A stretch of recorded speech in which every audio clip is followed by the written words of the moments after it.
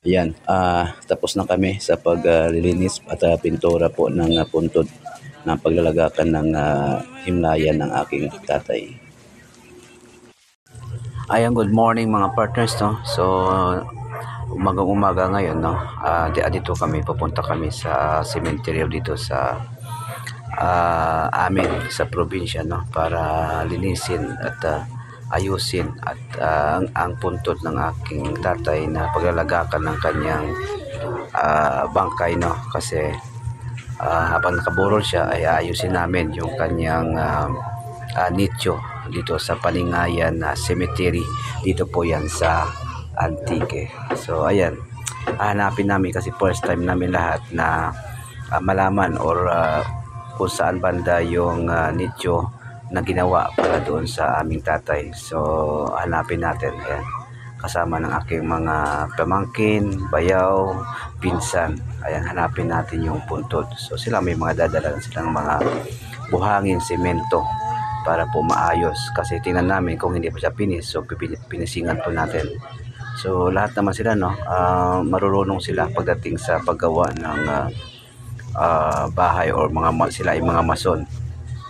Okay, so ayan na nga, ayan, nakita na nga namin yung puntod, no, na paglalagakan ng aking tatay. So ayan, finish naman siya, no. So linisin na namin to, pinturahan at aayusin para maging ready na siya pag dating po ng paglibing ng aking tatay dito po sa Antique. So it's good thing, no, kasi maluwag pa yung sementeryo kasi bagong bili po ito, no, ng isa sa mga sangguniang bayan dati na naka base naman sa aming barangay. So ito ay binili niya para naman po sa taga sa amin. So ayan, nililinisan po nila, no, yung puntod, yung paligid, yung mga damo-damo. So after na malinis siya, no, ayan, tingnan natin muna yung paligid dito po sa sementeryo, dito sa Paningayan Cemetery. Ayan, yung mga masisipag kong mga pamangkin, pinsan at yung bayaw. Ayan, at asawa ng aking mga pamangkin yung mga kasama ko dito. So ayan, no, si Brian yung isa, si Michael yung isa kong pamangkin. Ayan, nilinis niya yung loob ng nicho para pag dating ng libing ay maayos na siya, kumbaga wala nang mga dumi-dumi sa loob kasi matagal na rin itong ginawa. So ayan, lilinis na nila yan, no, at ayan, pinapinturahan na siya ni Michael. At saka yung iba naman, no, yung bayaw ko, saka yung mga pamangkin ay gagawa naman doon sa kabila, no, ng pantakip. Ayan, dito sila maghahalo ng semento para naman doon sa pantakip sa nicho na kapag nailibing na yung aking tatay ay kasyang-kasya na siya at saka buong-buo na. So may mga kanya-kanya silang tuka. So ako lang yung taga video, taga mando at saka kung ano po yung gagawin.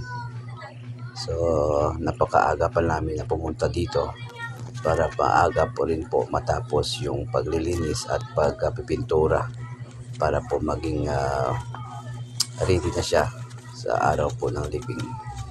So dahil kompleto po yung dala nila, may simento, buhangin. So kumbaga gagawin na lang namin is linisin sa kaayusin.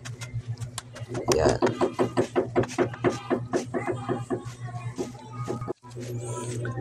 Ayan, malapit nang matapos yung pintura. So kumbaga bawat isa may kanya-kanya ng alam nila yung kanilang gagawin. So ito naman yung asawa ng aking pamangkin, siya naman yung taghalo. So yung pinsan ko sa yung bayaw, sila naman tayo yung gumawa ng lalagyan o kumbaga nasukat na nila yan yung takip para doon naman sa nicho. So para bago mailibing, no, ay tuyo na yung semento at isalpak na lang yan kapag nailibing na yung aking tatay dito sa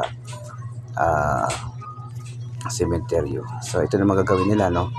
Dahil sabi ko dapat sa gilid ko lang designan sana, kasi sa naisip ko walang cross na ano na nilagay. So sabi ko maglagay tayo ng cross. So yan. So lalagyan namin ng design ng cross sa taas po ng nicho. Ayan. So kompleto yung dala namin, kasi sabi ko dapat yung ano na yung gagamitin sa gilid, kasi dapat designan ko siya pagilid paikot. So ayan, no. Alam na nila yung gagawin, saka yung ano sukat, kasi magagaling naman ito, no? Lahat naman ng gawain pambahay, no, pintura, ano pa ba yung mga ano, iba't ibang klaseng karpintero yung alam nila dito. So ganun po ka ano maalam itong mga pamangkin ko sa pagdating sa trabaho, kaya madali na lang yung ginagawa nila. So ayan, may sobrang simento, simentohan naman yung bungad para malinis. Ayan. So ayan, tapos na yung papintura ng cross na pinalagyan ko sa taas. So ayan, tapos na kami. Ayan, kumbaga pinakapalan na lang yung pintura ng cross. Ayan. So at least pag dating ng libing, so tanggalin na lang yung ano na yan, yung tape. So ayos na yan. Ayan, merienda muna sila bago kami umuwi, no, sa aming bahay. So kasi tapos na rin kami dito. Ayan, so ready na sa paglibing ng aking tatay.